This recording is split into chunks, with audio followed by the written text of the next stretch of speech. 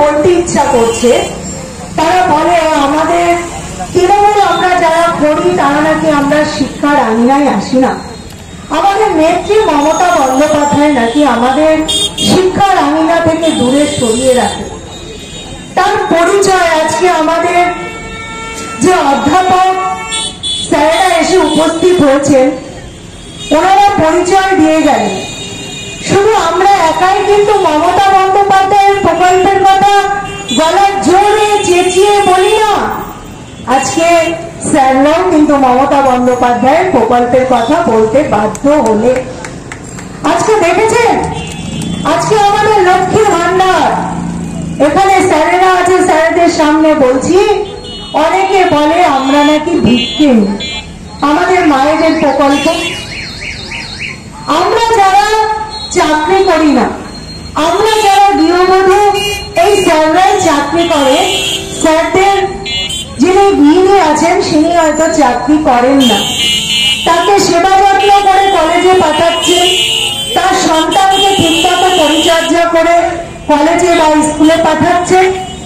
কিন্তু মমতা বন্দ্যোপাধ্যায় সাধারণ আমাদের নারীদের কথা ভেবেছেন যে দিন শেষে তার হাতে কিছু টাকার দরকার হয়।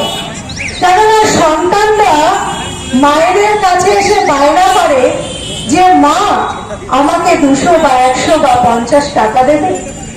তখন কিন্তু এখনকার মায়েরা বলতে বাধ্য হচ্ছে যে দাঁড়া, আমার লক্ষ্মীর ভান্ডারে 1000 টাকা বা 1200 টাকা ঢুকেছে কি দেখি, তারপরে সেখান থেকে আমি তোকে 200 টাকা দেব।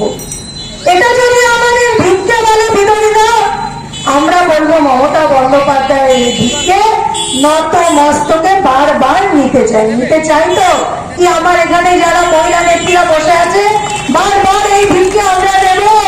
মমতা বন্দ্যোপাধ্যায়ের দেওয়া যতগুলো প্রকল্প আছে, আমার মনে হয় আমার আগে অধ্যাপক স্যার হলে উনি আমার ভাইয়ের মতো বলছিল যে মমতা বন্দ্যোপাধ্যায় আছে বলে স্বাস্থ্যের মাধ্যমে চিকিৎসা হচ্ছে।